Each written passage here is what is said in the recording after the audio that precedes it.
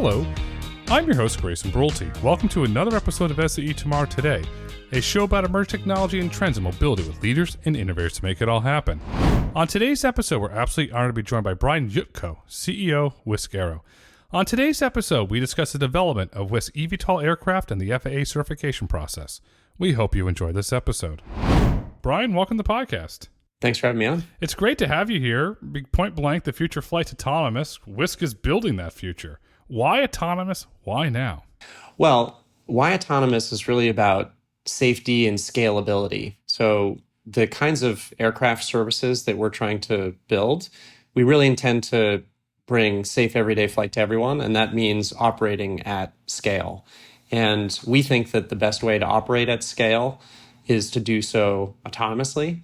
And we think the best way to bring safety in that scalability is to do so autonomously. And so that's why we're pursuing it. That's a really interesting approach. You're right, because the safety and scalability go hand in hand. As you build out the autonomous operations, how are you going to build that trust with the public? Well, I think trust comes from demonstrating through everyday operations that the service is safe. I don't think that trust comes from telling people that you're going to do something safe. I think in this industry, you have to show that you're actually every day operating in a safe way. And so that's our mission. That's our responsibility. You know, it starts with engineering design. So that's, that we focus a lot on that right now. Safety really ends up getting designed into the system in the earliest days of the program. It goes into how we operate our factories now that we've started to build our airplane, keeping our own people safe while we're building the airplane. And then, safety extends into our operations when we start to deliver the service to people. The show and tell's a great example. I had dinner with a fighter pilot in the military, in the Air Force, came to the Air Force Academy, and we had a long conversation around autonomy and autonomous flight. And this gentleman got to a point where he said, okay, that's classified, but yes, a lot of the stuff we do up there is autonomous and you wouldn't even know it.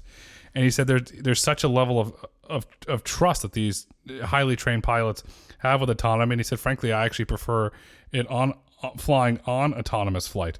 So you mentioned the benefits of autonomous flight are safety and scalability. Are there other benefits that come along with that? Are there sustainability benefits? Are there economic benefits as you're embarking on that? Well, I think what you're getting at there is, the history of aviation, the history of many systems actually, is humans becoming augmented by automation.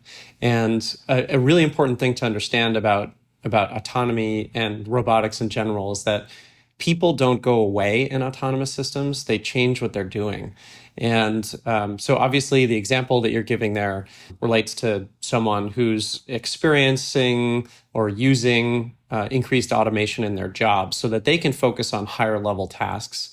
Similar for us, we have a responsible person. They just happen to be sitting on the ground supervising the aircraft. And in doing so, they take on a different role. They still exist in the system. And in fact, that human-machine interface is still absolutely critical to the safe operations of the system. And so we have to think about what is that interface? What are the human factors of that interface? So that's sort of the general principle is humans don't go away. They change what they're doing. And the interface between the automation and the person is a critical design factor for us to consider. Now, what are the other benefits? Well, when you unconstrain an aircraft or any robotic system from having to be in the same place and time as an operator, it means that aircraft or that asset can become much more flexible. You could deliver a much more flexible transportation network. So you could move these aircraft around in a way that is very difficult to do if you're trying to match airworthy aircrew with airworthy aircraft with cargo or people all at the same place and the same time. So that kind of network flexibility, in my mind, is actually one of the principal things that starts to enable scalability. The human supervision side, you're increasing their quality of life. And you're giving them the ability where perhaps they're not stuck at one location as a pilot is typically sometimes. They're able to go in there and operate it from a thing and they can go home at night. Are you seeing individuals that are interested in those types of jobs because you can actually go home at night? It's like, okay, mom or dad has to go to Atlanta today or has to go to Vegas today. The planes, so your eVTOLs can go wherever they want, but that individual supervising is just in location A. Is that opening those doors to individuals that are interested in those type of jobs? Last year we went to Oshkosh and we flew our Gen 5 airplane at Oshkosh. And if you know Oshkosh, you know there's hundreds of thousands of people that go to Oshkosh. And one of the primary feedbacks that we got from the pilot community, I'm a pilot myself, and so I love that community, was exactly what you're talking about. This is a very interesting concept. This is the kind of feedback we're getting is this is a very interesting concept because I can operate aircraft, but I can blend it with a life that's a little more, I can go home at the end of the day. The other thing that we heard was that actually this sort of supervisory role could be more available to folks who may have requirements that prevent them from becoming pilots in the first place due to the physical nature of it. And so the accessibility of those kinds of jobs, like those are the feedback that we're starting to get, is that this is actually quite an interesting role, and a role that doesn't exist right now that helps to create new jobs in this kind of a market. And it's coming with features that don't exist for the normal pilot community, and that's attractive in some ways. I'm going to geek out with you here in a moment because I'm going to go down the rabbit hole playing a lot with VR and AR headsets. A lot of these kids growing up today, they're growing up immersed in this technology. A lot of younger kids are very big into gaming, and they're understanding the physical world. I have a friend, pilot, went to Oshkosh, and he sent me this photo from last year. He said, yep, I got my landing slot, and it was incredible, the amount there. And so he's an engineer, so he bought a Vision Pro and started building his own version of Flight Simulator so he can train his pilot, because he's working on getting, I don't know the classifications, but he's trying to upgrade to a Honda jet. That's where he's working his way up to now. Right now he's just flying a Cessna. Is that immersion of these younger children immersed in this technology, growing up with Microsoft Flight Simulator, does that help accelerate the skills that they're going to need to go into that potential job? Well, I think yes and no. And so the answer is a little bit nuanced. I think on the no, I'll start with the no front. On the no front, the concept of operations for the aircraft and how the supervisor role is, what functions are delegated to that role. They do not fly the airplane in the way that you might be thinking with the Vision Pro. They do not have a joystick, and they don't have a camera that's sort of seeing what a pilot would normally see. They're really supervising multiple vehicles flying what are largely autonomous flights. They have a role that's very similar to, think like an air traffic controller. They have a limited amount of kind of control that they could put into the aircraft to actually fly it. So the lowest, what we call the lowest level of reversionary control, so think, in the event that they do have to intervene in a flight, is providing a vector or an altitude, because that's what you need to do today to be able to fit into the airspace. So you have to be able to take a vector from an air traffic controller as an example. But outside of that, you're largely mission managing. And the reason there is that if we were relying on a person on the ground viewing in the same way that an onboard person was viewing the sort of external scenery in the way that you would imagine with a Vision Pro, we would have to push that information over a command and control link. And that command and control link is not reliable enough to be able to deliver the level of safety that we're intending to deliver in the service. So you have to start with the premise that the C2 link is not a safety critical link. Once the aircraft takes off, and you have to assume, as an example, or we assume, that the C2 link could go away as soon as the aircraft takes off, and it needs to be able to make safe choices at all times. So that's sort of a principal foundational element of how we design the system. So that's kind of the no side. Now on the yes side, it's a little bit more of kind of a nuanced answer is look, I think we're in the middle of incredible technology revolutions, and people are growing up with different expectations from machines, from automation, from all kinds of things. And I think that, over the next 5, 10, 15, 20 years, the expectations of people that are growing up now are just going to be different. And they're going to have a level of trust in systems that gets developed over time, and a level of expectation of what automation can provide in their lives. And we're just at the start of that wave. You're right. children that are growing up today are exposed to different technologies, different ways of thinking. It's just incredible, the technology. And you could have a child that's when we 20 was born in 2024 that your aircrafts are operating at some point in the future. Oh, no problem. This is normal. And it just becomes part of that because that's the technology world they grew up on. I'm curious on the C2 link from a safety perspective. I like your approach. Is that because of latency? Is that why it's not controlled, because of the potential latency issues that come along with that? It's a holistic conversation when you start talking about command and control links. There's latency, of course, is very important. Integrity and availability are probably more important. And in fact, integrity the most so. You would assume that the availability is actually the most important thing. In other words, do I have this or do I not have it? That's kind of the intuition, is that that's very important, and it is important. But integrity almost more so, because you really need any message that goes to the airplane to be truthful, is kind of the way to think about it, and uncorrupted and so on. And so that sort of is the highest bar, is the integrity of C2 links. Availability, certainly, and latency, different methods of getting C2 to the airplane, whether it's ground-based or satellite-based, will have different latency. That can be solved with engineering. It's hard problems, but those are all solvable. I like integrity because point blank, you're increasing security. We won't necessarily get into that, but you're increasing security from your approach around integrity. When is WIS expecting to transport your first commercial passengers? This decade. So we're in the middle of building the airplane, what we call Gen 6. We're in the middle of building Gen 6 right now. We intend, assuming all goes well in our development program, to fly it by the end of this year. And we're in the middle of an FAA certification program right now, where we're advancing both the type certification of that aircraft system, the operational approvals for the kind of novel aspects of flying an autonomous airplane, and then ultimately, what are the qualifications for a supervisor that will oversee the airplane. So assuming things stay on track and we do well this year, we'll be flying by the end of the year. And and then we have a number of years in front of us in terms of then getting through the later stages in the certification program. We'd be flying in the greater Houston region. Is that where you'll start testing operations? The answer to that is yes. So we recently announced that we're doing some kind of what I think is pioneering work in the Houston area. We have test sites that are outside of Houston, that are here in California, where I'm sitting by our headquarters. So initial flights will be flying in our test sites here, but we will be flying in Houston. The thing that's really interesting about autonomous aircraft and why go to a place like Houston is that we need a place to start to pull all of the non-airplane pieces together.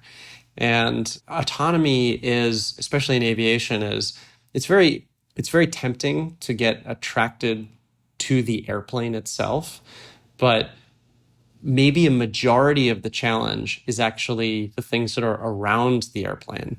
And so it's critical that we design the airplane system so that it takes into account all the things that are around the airplane, but also that we continue to advance those elements that are around the airplane via test. And so we recently announced that we'll be going to Houston.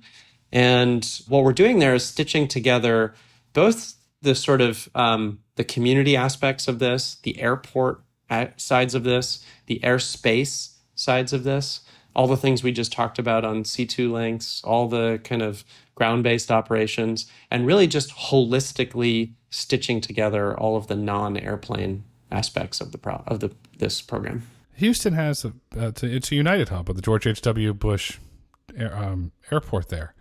Will you operate at an airport? And if so, is that where that individual supervisor comes for the air traffic control aspect, just because of the amount of planes that are going in and out of George Bush Airport? We will operate in an airport. So we announced Sugar Land Airport is one of the places that we're starting here.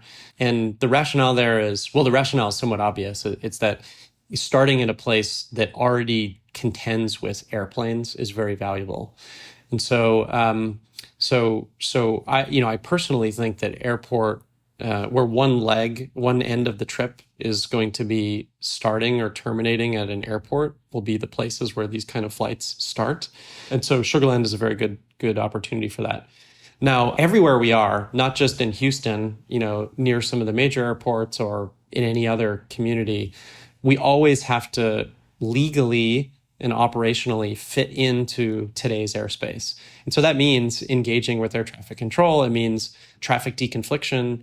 It means a whole number of things. And so that's part of the sort of critical aspects of the system design that we're going to be testing out there. When you operate at an airport, you mentioned Sugarland.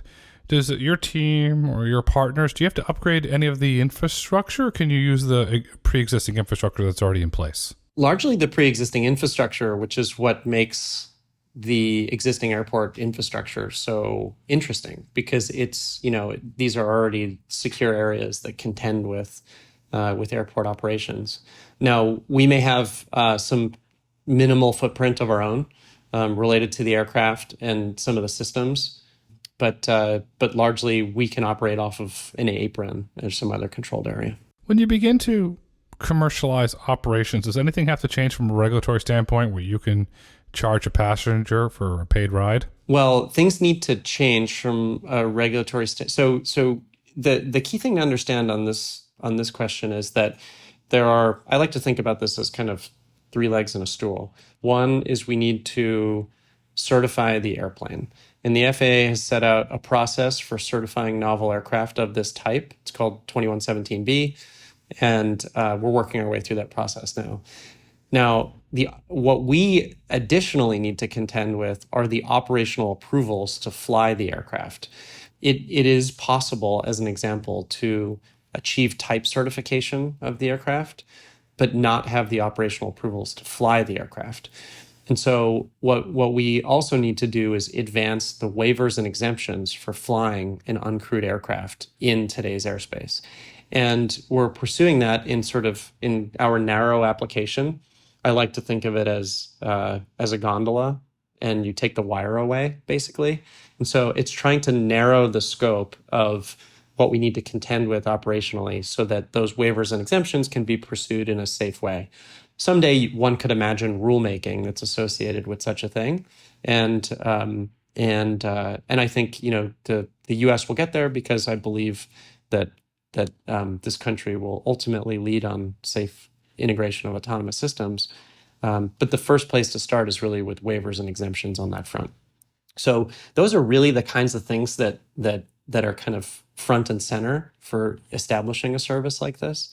As it relates to charging passengers, once you have a type certified airworthy airplane and you have the operational approvals to fly it, there are existing methods for how passenger booking and all those other things go about. America will lead on autonomy. It's the same thing on the ground vehicles side. We're hopefully see some movement in Congress with some waivers and exemptions, because autonomy is good for the U.S. economy. We've had several individuals on from the aerospace sector that have gone through FAA certifications. We even had an individual on the podcast that worked for the FAA on certifications. I'd love to get your opinion. What is it like going through the 2117B certification? Obviously, it's very hard. It's very time intensive. But could you share your thoughts on what it's like going through that process, please? Yeah, I actually think it's a pioneering process. And what I mean by that is it opens a conversation that's really performance-based and not prescriptive. And I think that's valuable. This is probably getting into the weeds a little bit on kind of regulatory approaches, but one of the challenges of a prescriptive approach, if you have a regulation that, rather than saying, just as an example, the aircraft should stop on the runway before it hits something. If instead it says you should have a brake caliper that's X many millimeters thick, and it should have a clamping force of Y many newtons, and so on and so forth. You could imagine how that would be written. Well, it doesn't leave a lot of room for innovation. That second prescriptive regulation doesn't leave room for how to stop better on the runway. And so what I think is unique about the 2117B process and kind of how the FAA is approaching novel applicants like us is that these are really performance-based conversations that are all about how do we meet and exceed an equivalent level of safety from today's operating system, air transportation system, in with very novel approaches and technologies and so on. And so that I think is kind of the really innovative aspect of what's going on right now, is the performance-based nature of it. Now, there's another side to that coin, which is when you're paving a new path, you're paving a new path. And so that's challenging. We're sort of, we're collectively, not just, WISC and the FAA, but just as a society, we're kind of, we're driving and we have headlights and they can only see so far. And so, that causes risk, uncertainty, all sorts of things. The way through that is to have transparency and an open relationship between the applicants and the FAA.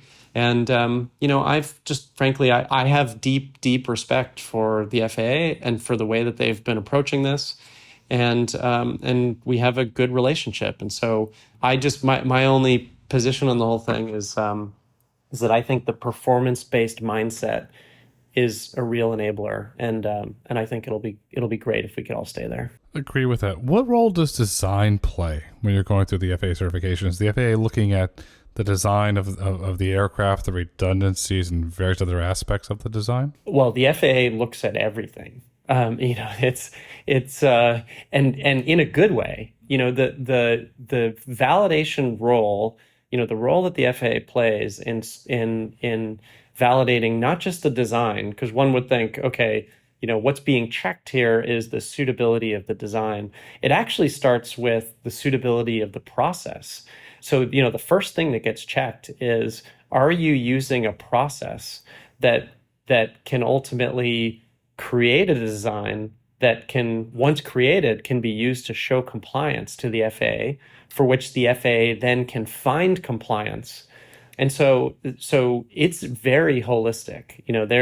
If you haven't been through this before, it's not like an engineering exam where you have a couple of questions and you write down the answer and you show up with the answer. You write the question together, and then you do the design, and you're observed doing the design, and then you show up and you show your answer, and they find compliance to the question. Hopefully that's a useful analogy, but it is extremely holistic. It's good because what the FAA is doing, they're keeping the sky safe, and that helps build trust and acceptance of the aircrafts. If we go way back in history, if it wasn't for Charles Lindbergh and the Spirit of St. Louis tour, I don't believe we would be here, because Mr. Lindbergh went around city to city to build trust with flying in an aircraft. And Mr. Lindbergh's, the Spirit of St. Louis aircraft, is a lot different design than the WISC aircraft for a variety of engineering reasons and just evolution reasons. Are there strategic advantages to the design of the WISC aircraft as you're developing a new class of aircraft, which is commonly referred to as eVTOLs? I'll come back to that, but also I want to say, yes, actually, your comment on the FAA is true. The FAA, the U.S. has the safest air transportation system in the world. It's one of the things that draws me to this industry is that it's so exceptional. The amount of people that fly around every day in a tube in the sky that's going, 500 miles per hour and at 35,000 feet, and with a safety record that's orders of magnitude safer than what I just did driving to work this morning. It's remarkable. It's almost unbelievable. So anyway, so that concept is what draws me to this industry. I think that's amazing, and I know I and a lot of people here want to contribute to it. So the WISC airplane, what attributes about it make it safe or suitable for this mission? We have thought a lot about how to deliver redundancy in both the physical systems and in the non-physical systems. So think software that's running on avionics, in really creative ways that make it suitable for being the first autonomous passenger carrying aircraft. So the first aircraft through the gate that can make the claim, which we hope to be validated, that this aircraft has a level of safety that's similar to what you would experience on today's commercial airplanes. And to do that requires just tremendous amounts of system safety analysis, of thinking about the redundancy and all the in the powertrain, redundancy in the avionics and the software, and how the aircraft, not just the physical aircraft itself, but like I was saying, the aircraft and the associated systems around it all interact with one another. How has the design of the aircraft changed over the lifetime of Whisk? Has there been any major structural changes, or has it been little nips and tucks or tweaks here and there? No, there have been major changes. I mean, the company was really started under a sort of litany of names, but started in around 2010 by Larry Page and a group of pioneers, really, some of whom are still at Whisk, and many of whom are now all around the industry. And that group of folks got together and with the question of basically, is this possible? Is electric VTOL flight of this type possible? And the concept there was really, can you fit inside a parking space? If you go back and look at the generations 1, 2, and then 3 of the airplanes, you'll notice that it doesn't really have a wing. It's kind of an aircraft that's designed to fit into a very small space. Over time, as the understanding of the systems, that team achieved many firsts in this industry. Some of the first electric VTOL flight of this type, transitioning from vertical flight through horizontal flight, both piloted and autonomous. So incredible pioneering work has been done by this team. Now, over the time, the aircraft configuration has evolved dramatically as the learning of that team progressed. And so the principal aspect has been that, the aircraft grew a wing. The wing it turns out, wings are great thrust multipliers that deliver incredible efficiency on the mission. And really, Gen 6 took all the prior technology learnings and really made it suitable for certified passenger use. So the wing it's a high wing. The powertrain configuration delivers great noise performance and actual mission performance. And we put a lot of thought into what is the passenger experience. A lot like the autonomous driving world, you can't just put someone in a car and have it drive around and have them feel like this is a comfortable and enjoyable experience. You have to think about what are they interacting with? What are the screens? What are they being told? How are they being told it? Is it visual? Is it audible? How are you making them aware of the next steps in the journey? And so all of those things needed to be imparted into a configuration that is incredibly reliable and safe, but also enjoyable for passenger experience. That's what Gen 6 is. And so it's a comfortable experience. Passenger gets in there. Oh, this is refreshing. This is beautifully designed. This is warm and inviting. Is that where that is? Yeah, and in fact, we've had now hundreds of people come through our design studio. We have a design studio that looks a lot like what you would see in an automotive manufacturer. And so we've brought hundreds of people through, and the primary reaction is what you just described. It's warm, it's inviting. People always ask why the color yellow. They say, is that because you want to be like a taxi? No, it's because the color yellow is very friendly. We're not intending to make something that's dark and inspired by autonomous aircraft of the past or current, which are used in military applications. Like we're intending to create a friendly, welcoming experience. You don't want a stealth black one. Yeah, we did. Yeah, pointy shapes and hanging things under the wing is probably not suitable for the mission. No, it's not good. No, I'm not going on that. Oh, yellow. Oh, that's inviting. Oh, okay. I saw that at my kid's school. Oh, okay. In we go. You're developing a passenger experience. That's going to be one side. Could be a very big side of your business. And then I'm curious, delivery. Will you eventually do a delivery-only version of the Whisk aircraft, or will you modify the interior? What are your thoughts on delivery? We have thought deeply about that question, and we've made an aircraft that, like many aircraft, is suitable for dual use. And so, we're really pursuing, as I mentioned, the passenger-carrying autonomous application. But of course, we've thought deeply about what are the cargo type of requirements, and we've put those into the aircraft. Now, a lot of folks at this point will ask a question that's kind of similar to, isn't it easier to start with cargo carrying aircraft first? And what we've discovered, or at least have some conviction about, is that the safety bar between a cargo carrying aircraft of this type and scale and a passenger carrying aircraft of this type and scale is the same. So we would want to meet, and I think we would be demanded to meet by regulators, the exact same safety bar. We would at least impose that on ourselves. And so the typically, where this question goes is can't you lower the safety bar? It's not always asked like this, but it's, if you read between the lines, can't you lower the safety bar by pursuing a cargo application first? And at least us answering that question for ourselves is no. We would impose the exact same safety bar as a passenger carrying aircraft. And so for that reason, we're focused on what we think is the right mission, which is passengers, but we also have the ability to carry cargo if someday we choose to do that. I agree with you. Passenger is the right one. There's a better business case from an economic standpoint. But if you did move cargo, I'm thinking about this, give you a suggestion here.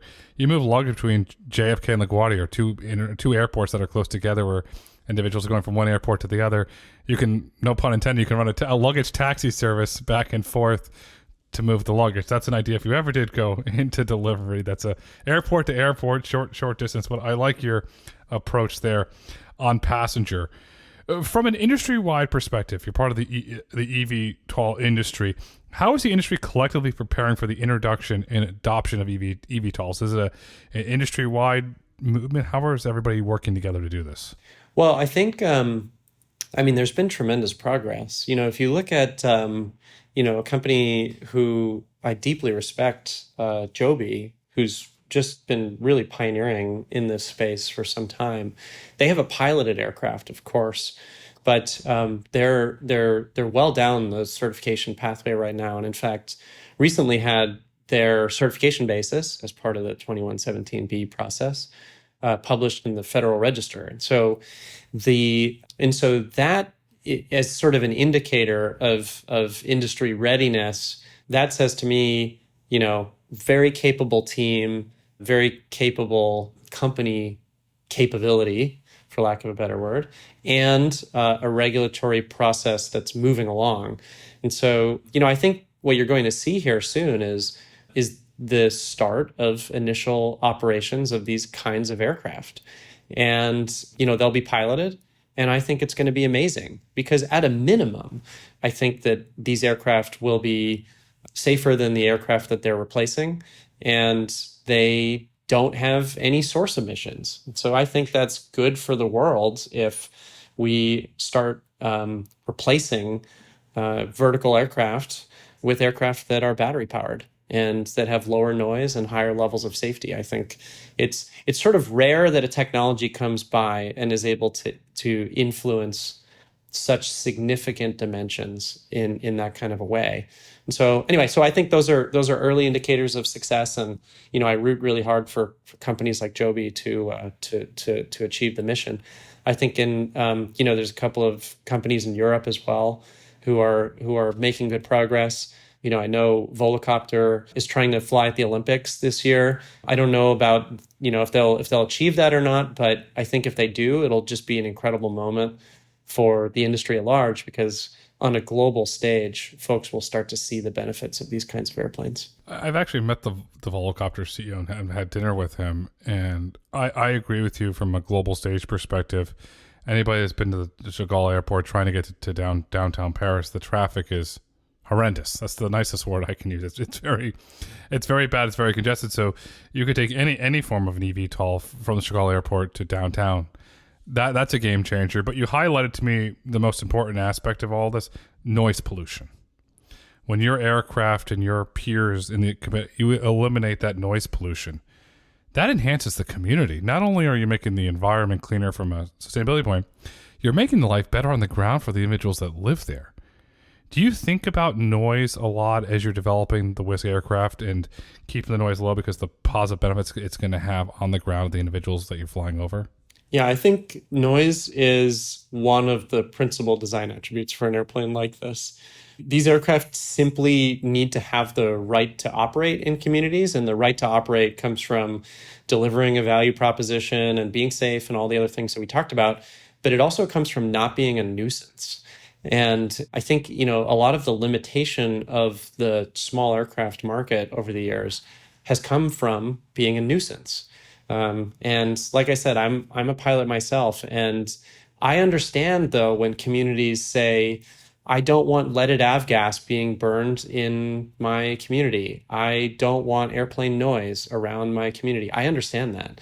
And so any technologies that come along that start to improve that, I think we should be embracing them and ferociously trying to develop them. So, if you've ever heard one of these aircraft fly, it's really a remarkable experience. It's the kind of thing where you could show data, but it's really the sort of thing that needs to be experienced because noise is such a complicated subject.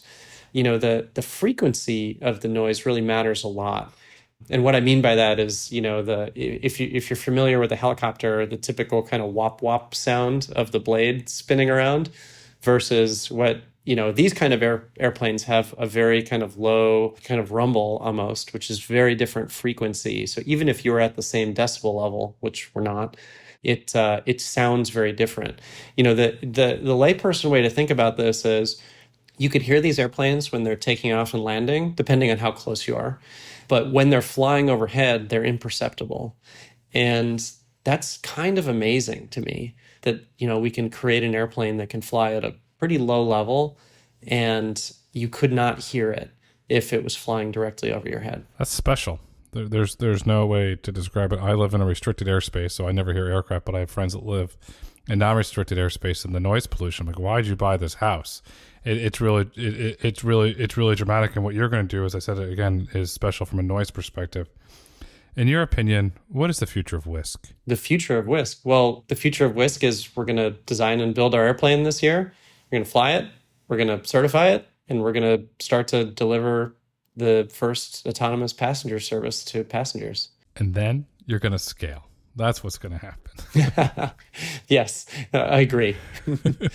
Brian, as we look to wrap up this insightful conversation for today, what would you like our listeners to take away with them? Well, I think, boy, I don't know if I have a pithy thing to say other than, it's a real journey to do this kind of a work. This is not something that happens in, a day. This is something that will happen certainly now, but over time. And so, the key thing for us is we're not driven by schedule pressure. We're driven by doing the right work in the right way and, only flying and delivering this kind of a service to the public when we're ready.